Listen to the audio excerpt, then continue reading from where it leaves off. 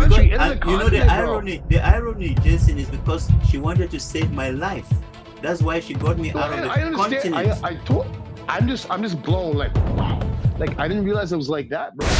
Drink, drink, drink, drink, drink, drink, drink. This guy drank himself to ruin, to the point that he had no ambition, to the point that he had no drive, to the point that he forgot his purpose, to why he was even in Canada. You know what I'm saying? To the point that he just packed up everything and went back home as an alcoholic. He was an alcoholic when he got to Canada.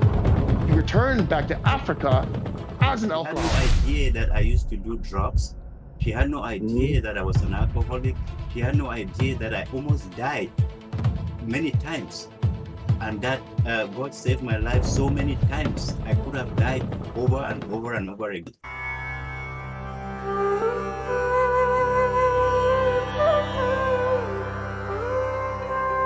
It's like the drug dealer back when you're a kid. Yo, man, yo, keep it real, keep it live. Yo, I got your back, homie.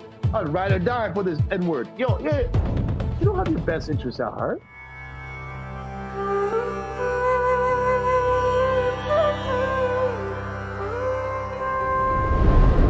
All right, I'm your man, Nzappazapp, aka Jason, with the one and only Emmanuel, for our new series called The Last Drink. Okay, I think the title itself speaks for itself. So please just make sure you tune into our series. We're not quite sure how many series parts there's going to be, but there's going to be quite a bit with a lot of information that'll be hitting home, and especially your heart. Okay, Nzappazapp, aka Jason, with Emmanuel, The Last Drink. AKA your man with the one and only Emmanuel. We're going to be having an amazing topic today. And what that topic is someone's life story. Now, we can all think about, well, what's the story for someone's life? I know I can think about my life story, and guess what? It's still going on. And we're all blessed to have a life that's still going on. And that's the major key part of this right now, to be blessed to still have your life going on. And this man's going to be giving highly detailed intricacies of his highs and lows from friends and foes. And once he realized that God is the only one for him to be where he's at right now as a person, I'm so happy and honored to introduce you, Mr. Emmanuel. Mr. Emmanuel, how are you doing, sir? Thank you, Jason. I'm doing very well. Nice to see you again. It's been a while. Nice to see you. It's been a while, bro. And like we're seeing each other right now. You know what I'm saying? We're seeing each other right now on that little video screen thing. But like, yo, me and this man go way back. Okay, like over 10 years, we go way back. I just want to hop into it, and you know, because you sent a video, you created a video on YouTube, and that video was very impactful, and you shared it with me. Before we talk about the video, I just want to ask you surrounding the video, how that video that you made on YouTube about your life, how that impacted people that is close to you or people that you know. This interview is based on the video, The Last Drink. If you haven't seen the video, you can click on the link in the description below to watch it. Now, back to the interview. Actually, it came as a shock to, I think, to almost everyone in my family, because my elder sister called me and she said, Emma, because she calls me Emma, is that for real, or is it one of your books that you're writing? Because I used to write books, and I said, no, I haven't even scratched the surface yet. And she said, what are you talking about? And so we spoke on the phone for quite a while, and she said, is your wife there? I said, yes. She said, let me talk to your wife. Pass the phone to your wife. That's my elder sister. And I passed the phone to my wife, and she greeted my wife nicely, and you know, she talks to my wife from time to time, and spoke with her. She said, tell me what happened. She said, first of all, I want to thank you for what you have done to my brother, for saving his life. Because without you, we don't even know if he will be alive today. So my wife said, so Emmanuel, jumping into it, what was the impact that your older sister had when you wanted to speak to your wife? What was it from that video for her to want to be compelled to challenge your video, in all essence, challenge you, right? Like, is this for real? Like, Yes. so what was it like? Was she surprised? She didn't know? She was happy? She was shocked? Like, what was She the was major shocked. impact? She was Okay. actually shocked because she had no idea that I used to do drugs. She had no idea that I was an alcoholic.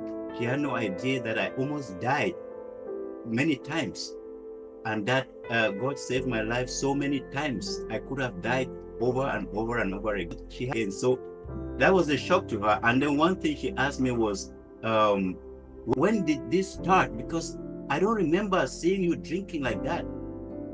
I said, well, sis, it started ever since I was back home in Cameroon when I was a kid. But, I was living with mom. And so she didn't know because Okay. she was. So with that being said, let's just give a little recap of your video. Then we can start asking, I can ask you questions. You can ask me questions. We can delve right into it and leave it open for whoever wants to ask us questions. So can you just like give a rundown? Because you're giving a step by step from the very beginning, from the shock factor, from your sister. Just tell us a story of Emmanuel. So you can go back to what you're saying about from when you were a child, how alcohol was introduced to you, how progressed towards other things that accumulated in your life, and where you've been in life. Because I tell you right now, people, everyone now, this man is well traveled.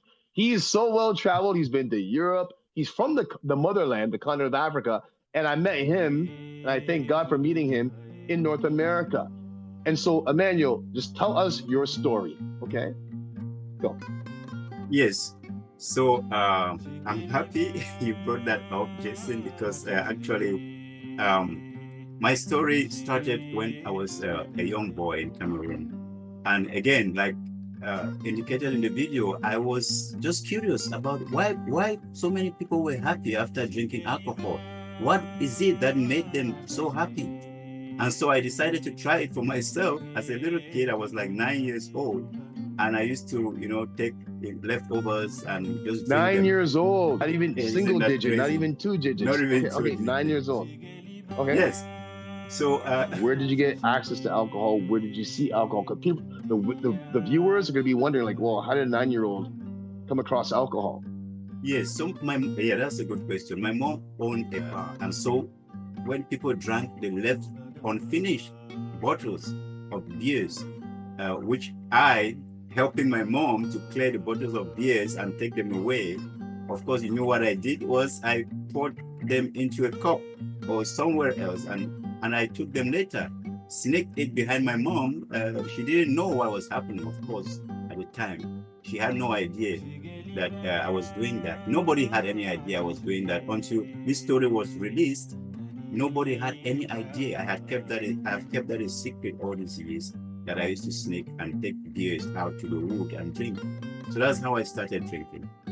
But coming back to your question, you said, how did it all start? And I traveled.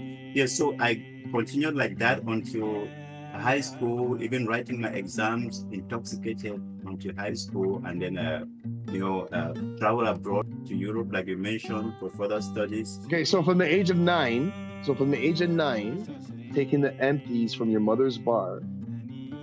Again, people are going to wonder. That's all I have to ask. What I'm asking for myself too as well. You know this, so that's what we're asking. So from the age of 9, you used to take the leftover bottles Yes. or cans or whatever, yeah? Put them in a cup. And what would you do? Would you go to your bedroom? Would you like drink there when your mom's not looking? Like, how did it get to the point now? Because now you're mentioning about high school. So we went from 9 years old to like approximately 14 years of age. Where were you consuming this alcohol? And from the age of 9, aside from like taking empties and pouring it into a cup, how did it progress to when you're in high school? What were you doing there? Yes, so I used to, where I was drinking sometimes at my mom's bar, because sometimes she would leave the bar with my elder brother or sister to take care while she did other things. So I would stay at the bottom because there was a big shelf. So behind the shelf, I had to wash dishes, because my mom also sold a part of the bar was a restaurant, so kind of food selling. she served food. So I was there to wash the dishes sometimes. And so while I was down there washing the dishes, I will be sneaking I will be pouring myself emptying some of the bottles into cups, right? That I had to wash and then drinking without the knowledge of my elder sister or brother, you see. So, but sometimes I would take it into the wood, but we had like a wood. I'm from Africa, so the wood is usually not far away. So when you say wood, you mean forest? Not the forest, like I would say the farm and the wood too, okay. like where there were trees and stuff. Yeah, and that's where I drank. The woods. Yeah. And then going to the high school, going through secondary school, I kept drinking. So I graduated from my mom's bar to actually going far away from home, and then buying alcohol. Like at the time, I was maybe 12 or 14. I was actually now drinking in bars, local bars though, not beer parlors, but local bars where they sold locally made alcohol from wood. We call them palm wine. It's white in color, so I like it so much. Right. And it could get you drunk, and a lot of people got drunk. So I drank a lot of that as well, growing up. And then going into high school, I just continued drinking because now I could buy it for myself, you know. And so we don't really have like a legal age. You go into a bar. I was just about to ask you. You're yes. buying. I'm like, I could see the question in your face. 12, 13 years old, you could already be drinking in a bar. They just want to make their money. There's no one that is going to come and say, hey, why are you selling alcohol to this child? You know what? What's very interesting is like in the Caribbean, because my background's Trinidadian, and I don't know how it is now, but I'll tell you, like when I was like a child, or when I, you know what the rule was for a child? As long as their head can meet the counter. Oh, really? As long as their head can meet the counter, they'll serve it. Because the culture was grandfathers, their father, their mother will send the kid, right? Okay. From the village, right? To go to local convenience, to grab a beer or two, right? Okay. And everyone knows, all they care is about the money, right? So it's like, but if you're like, hello, and you can't see who's talking to you, but they're like, yeah, here's the money, and the kid's running home. Here you go, dad. Here you go, mom. Here you go, grandpa, right? So in the Caribbean, that's how it is, right? So it doesn't surprise me because you're saying like, you know, it's different in Africa. And you're from Cameroon, correct? That's right. Exactly. So in Cameroon, you're saying at the age of 14, when after you pass middle school and high school, you're 14, 15 years of age, they don't really look at you in terms of like scrutinizing, like, oh, you're not old enough to buy alcohol. Because it's not the same thing as it is here in North America. No, I got you. No. Got you. Proceed, sir. Yeah. This channel is very new. We would love to reach 500 subscribers in 2 months. So please help us achieve this goal by hitting the subscribe button below. It does not cost you anything, but means a lot to us. Thank you so much for your support, and God bless you. Yeah, so I continued like that, drinking until after high school. I went to university. It got worse because now at university, I even had more money to drink, and I had more freedom to drink. I was living in a different province where the university is called Boya. I went to the University of Boya to do my microbiology. So I have a degree in microbiology and medical laboratory technology. So I was really good with school. I was good, doing very well. You know, I don't know how it happened that I could drink so much and still do very well in school, which was the encouragement because I thought, oh, maybe the alcohol makes me smarter than other students. So that was one of the interesting. The things that encouraged me. Yeah, which in most cases is not usually the same situation, right? No, but so, you brought up a good point though, Emmanuel, because at the end of the day, you and I've spoken about this before. You know, I have my challenges with alcohol in the past, and you have had your challenges with alcohol in the past, and many people have challenges with alcohol in the past, and even to this day. And the one thing is, when you and I were having our conversations from before, is the fact that for everyone it's different. Okay. And so, for example, if someone's meek and shy, they don't really talk, they feel like, you know, they're not really, they're not seen in society. They're not seen by their peers whether it be in school, the workplace. But when they drink, then they have a different type of courage that comes out. Then they see how people are like, oh, Exactly. this Yeah. girl, Jill, she's funny. She's a funny person. Oh, and then for her, she's drinking more because she saw the boost of confidence that came from utilizing alcohol in her day-to-day life, but not realizing that's not her for itself, but is relying on a crutch. If you are enjoying this video, please hit the like button and consider subscribing to our channel. All right, back to the video. It could be like a guy who's like, like a salesperson or whoever is like at the end of the day, or just in general, like people have different reasons why. I'll put it this way: alcohol serves its purpose differently, and it will give you the answers what you're looking for when you need it. And that's the troubling thing about it, right? So I'm relating to what you're saying right now about being a superpower. When you're in school, you're thinking, hey, why not be like this? Because you can be a happy-go-lucky, outgoing person and be the life of the party. But guess what? A few sips of, adult beverages makes you super, and you feel good about it until you don't. You feel fearless. You feel confident. You feel like you could do anything. Yeah, and you feel like you're in your own world altogether. Like, I can do anything. You're not afraid. I had the courage to talk to anyone, to interact with anyone. I was actually, thank you. Go on. Actually, Emmanuel, you're actually doing it right now, and I want to ask you. I'm going to encourage you to explain it now, because you talked about when you were 9 years old, you were curious until like you're drinking from the age of 9 to like when you're like past middle school. Now you're in high school, and we're talking now, but we'll let the listeners know like what you already started by saying. You already actually started doing this. Explain what it meant to you. How did you feel from when you were 9? You just finished explaining and sharing that well, you're surprised that you were studying and you're drinking alcohol. If anything, you thought it was like a superpower. But I'm asking you now, what did alcohol make you feel inside you? Alcohol actually made me feel like a superhero. Like I said, I could do anything. And then I felt like I was smarter. I felt like I knew more when I drank than when I didn't drink. So I felt like that's very interesting. I could handle any kind of subject. I felt like I could handle any kind of subject matter. Like you want to talk about history, you want to talk about, and this, Jason, we talked about a lot of stuff when I was intoxicated, and you were also surprised with the depth of knowledge that I had about certain subject. Yes, so that's how I felt when I drank. But if you brought those subjects up, maybe when I was sober, I would probably discuss them, but not as much as, or better, not in a better way than I would when I. Or not even care to engage as much, probably too. Right? I wouldn't engage much too. Yeah, exactly. So that's how it made me feel. Okay, thank you. So just moving along a little bit.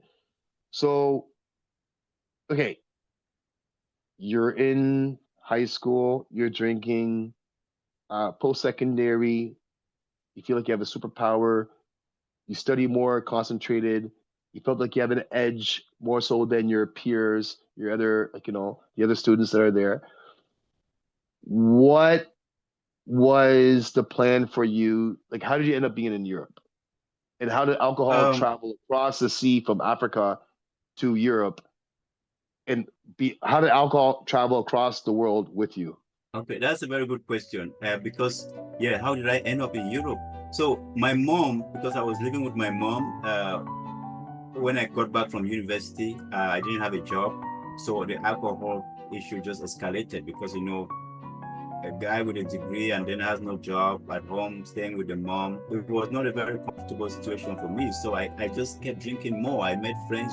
We drank a lot. And my mom realized that, her son would kill himself with alcohol someday if he continued like that, down that path. My mom was so concerned. She was very worried about me drinking too much like that because of no job, nothing to do. So my mom put pressure on my elder sister and brother in Europe to get me out of the country because she didn't want something bad to happen to me. Whoa. I want to understand this. Okay, Emmanuel, okay, hold on. I'm learning something new about you right now. I'm glad I asked you that question. So you're saying to me, I want to make sure I got this correct. You going to Europe, it wasn't a choice on your own accord. No, it was the fact that your mother team, like almost like what's the word I'm looking for? An intervention type of thing. Where it's like send him away. Intervention, yeah. Are you serious? Yeah, my mom had to get rid of me, get me out of the country because she wanted to save my life. Out of the continent. Out of the continent, yeah. Out of the continent, not in the country. Because, out of the continent, you know, the irony, Jason, is because she wanted to save my life. That's why she got me out of the continent. I'm just blown, like, wow. Like, I didn't realize it was like that, bro. Like, because when you and I first met, like over 10 years ago, over a decade ago, when he's like, oh, yeah, I was in Europe, I was in Poland, I was in I thought you're some good-looking, African, educated man who's just traveling abroad, you know. Yeah. I didn't realize this was the actual case. Yeah, it was sad that, it got that bad. So when I went to Europe, you know, my mom meant, she actually meant it for good when she sent me out, and she did well because I went to school, I furthered my education. But at the same time, when I went to Europe, I realized that drinking in Europe was just drinking water. It was like drinking water. It was worse than I thought. It was worse than in Cameroon, right? So the Europeans, they drank a lot. Some told me that because it is cold there, so they drank a lot of vodka. And I graduated from drinking just beer and locally made drinks to drinking stronger, like spirit and vodka and whiskey and stuff like that because of the cold climate there in Europe. And then I hung out with people who drank a lot too, and then smoked a lot too, a lot of cigarette this time, not the other stuff. We're getting to the other stuff, but I was smoking a lot of cigarette and drinking a lot of spirit and alcohol, anything alcohol. I used to tell people I drink from water to spirit. Give me anything drinkable and I'll drink. I got you. So I just want to bring it back a little bit, just a little bit, because you see how I asked, okay, so where did you consume the alcohol from the age of 9 and whatnot? And like we went through it and you shared with everyone. And I thank you again. You know, it takes a lot of courage and, you know, praise be to God. And you're actually inspiring me right now, myself personally. Thank God. You just finished sharing that your mother, you know, teamed up with your family to send you abroad to save your life, right? To encourage you. Yeah, and plus there was bonuses when it came to education. Now, well, I'm saying I'm bringing it back a little bit. I know our listeners are going to be wondering, and I'm including myself, when did your mom find out? My mom found out because I graduated university. Like I told you, I went to university in Boya, which is in a different province. So when I finished university, I graduated. I came back home to my mom to stay with my mom. So I started drinking a lot because I had no job. I was jobless, idle, and just drinking. So that's when she first saw it then. That's when your mother first saw it. She wasn't aware from when you were 14. She wasn't aware from when you were like 10, 11, 12. No, she wasn't aware, yeah. Okay, yeah, so now we're in Europe. The son was drinking a lot, yeah. Got you. Thank you for answering. So now we're in Europe. You realize that how beer is nothing to them. You graduated from, you know, beer to spirits, you know, hard alcohol. And the reasoning is the fact that Europe is colder and like the hard alcohol is more like, you know, like water in a sense. Yeah. So from that, what was your livelihood then? So you mentioned you were going to school. And what were your relationships like with people? You already mentioned the fact that it was like the culture there, it sounds like. Okay, it was a culture there. Who was Emmanuel hanging out with? Who was Emmanuel associating with? Like, did you have a girlfriend? Were you hanging with a certain group of guys? And like every 2 seconds, aside from school, you guys are going off campus, drink. Meanwhile, you're battling with alcoholism yourself without realizing it. But for them, it's like a second nature. So if anything, in hindsight, it sounds like your mother was doing the best thing for everyone opted out to do for you, the best well-being for Emmanuel, not realizing that it's like saying this. It's like saying, okay, well, we're going to take the child away from the forest where there's wolves, and unbeknownst to us, we're gonna put them in the plains of Where there are Africa with lions. lions. You Yeah. know what I'm about to say. You know, Exactly. yeah. And no one would know that. You didn't even know that yourself. Yeah, So I didn't know. please proceed. I Yeah. didn't know. So actually, when I was going to Europe, I thought, oh yeah, things are going to be better for me. I'm going to quit alcohol. And then I even told my junior brother, I told him, I'm going to go there and things will be okay. I'm going to get you to Europe as well, go to school. And things will be perfect. I'm going to be so serious and successful. Unbeknownst to me, it was not the case. It was the other way around. God was because I plunged into alcohol and just drank my life away. Merrily drank my life away. Because you asked the question, who did I hang out with? So I hung out mostly with alcoholics, people who like drinking, and they loved my company because I was fun to hang around. I made them laugh, and then most importantly, I bought most of the drinks. You see, I paid for most of the drinks. And that's one thing. Okay, before you go on, brother, there's one thing I want, like everyone listening. Like I've experienced it myself personally. Emmanuel just finished sharing this himself. You said this one quote, well, not quote, but like you said, you merrily drank your life away. Merrily. Okay. Yeah. To me, every time. And then the second thing, yeah. And the second thing that you mentioned was the fact that you paid for the drinks and whatnot. And regardless if you're paying for the drinks, everyone, or not, is the fact that you're being taken advantage of. I've seen Emmanuel. I haven't shared this with you before, but like back when I was like, what, 20 years of age, I lived in a really rough part of Toronto, Canada here. And I saw a guy come from Swahili. Okay.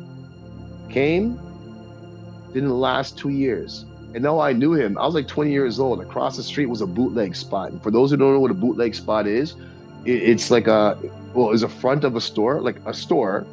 A Guyanese man ran the store, and he would sell alcohol. It wasn't legal in Canada at the time, right?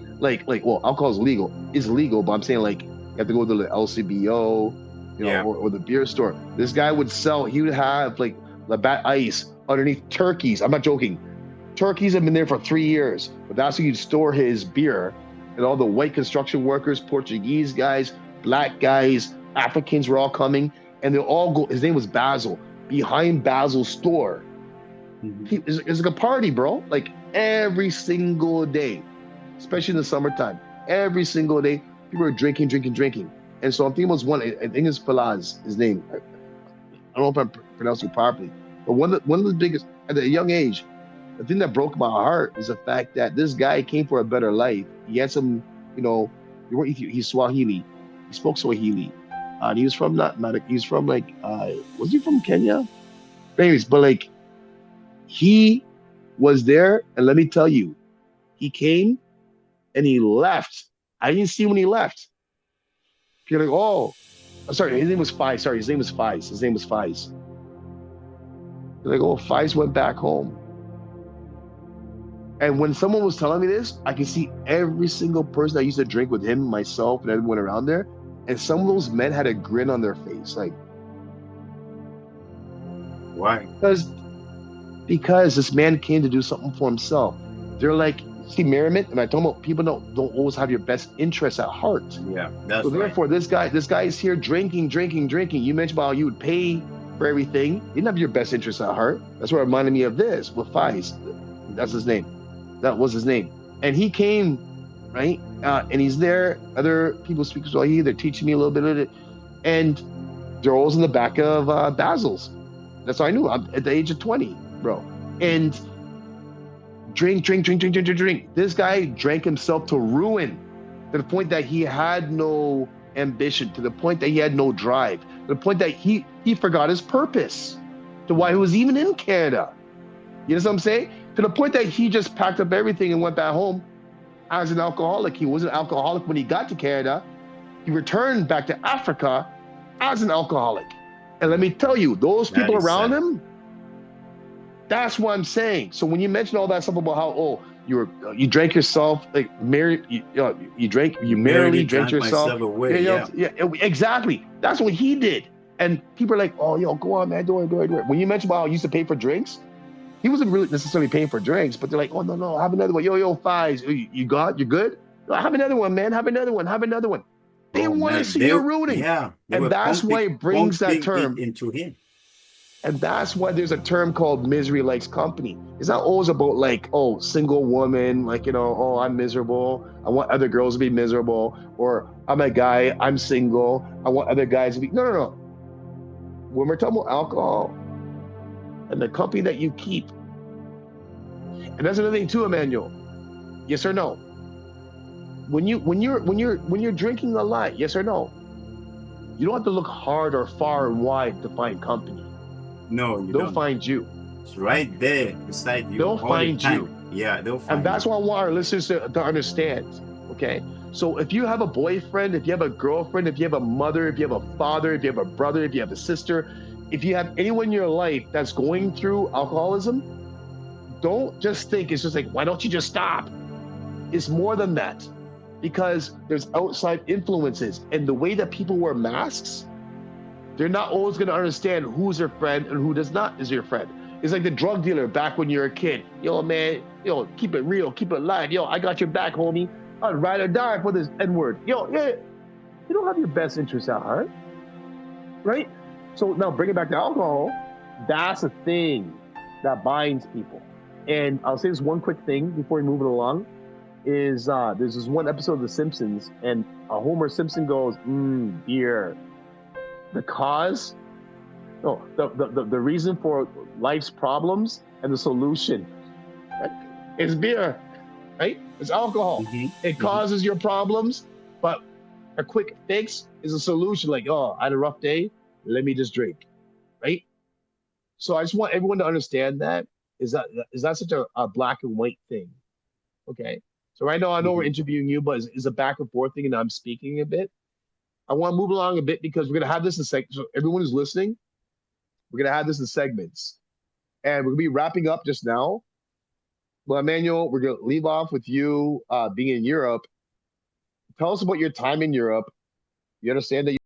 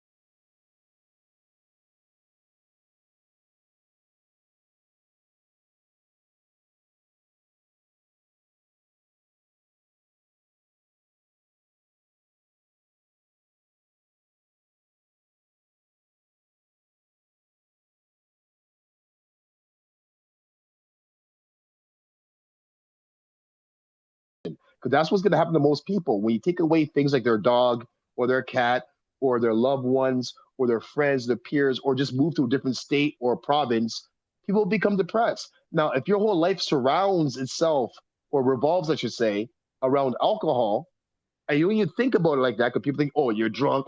No, it's not like that. You're setting yourself up for depression.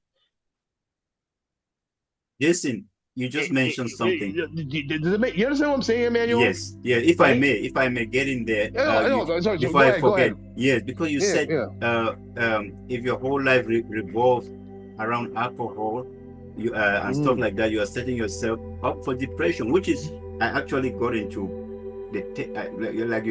I almost had depression, or I did for a while because of that. And then the reason was I could not function. I did not see myself functioning normally or properly with alcohol. But even though I thought I was functioning normally, in the eyes of other people, I was not. Even though I thought I was, it got to an extent where I thought I was really doing things right, try to hide it. But actually, people could tell that this guy, something is not right, And then I could not go to a place when there was no alcohol. If I got up in the morning, the first thing I was thinking is, oh, how am I going to get my next first beer? drink? Yeah. Yes. Got you. I got you. If you invited me somewhere, it was like, oh, is there going to be drinks there? Yeah. If you are telling me come to because if you are inviting me anywhere and there's going to be no drink, there's no way. You'll make sure you brought your own. You'll make sure. I brought my own. Yeah. Exactly. And then I buy more for you. I'll bring more so that we can share together, because I love. And the more that, they drink, the more you will drink. The more I will drink, and I love that kind of lifestyle, And that's why you said that if your whole life revolved around alcohol, my whole life revolved around alcohol. Any decision I made, anything I did, anywhere I went, has to be one way or the other connected to alcohol.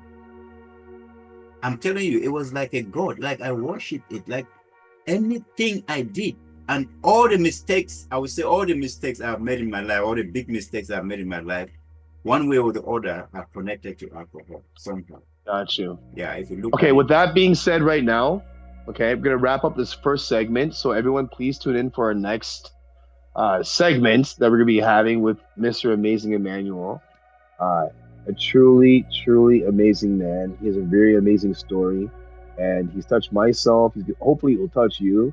And hopefully, as a facilitator and host, I'm able to be a contribution myself. I'm Jason the Jaguar, aka the Nzappazapp, here, the one and only channel. We got you. Much love. Thank you, Mr. Emmanuel. Thank you so much, Jason. All right, so I hope you enjoyed our segment right now with the last drink. Your man, the Nzappazapp, aka Jason, with Emmanuel, and our link is right here. So please make sure you hit like and subscribe just to follow, and please definitely share. All right, the last drink, but we're here forever. Merci pour votre attention. Thank you so much for watching this video. Please leave your comments below. Let us know what you think. We would love to hear from you. If you like this video, please click on the like button. Subscribe to our channel for more interesting videos. Oh, and remember to help spread the word by sharing this video so that other people can benefit from it. Thank you so much for watching, and see you again for another powerful video. Au revoir!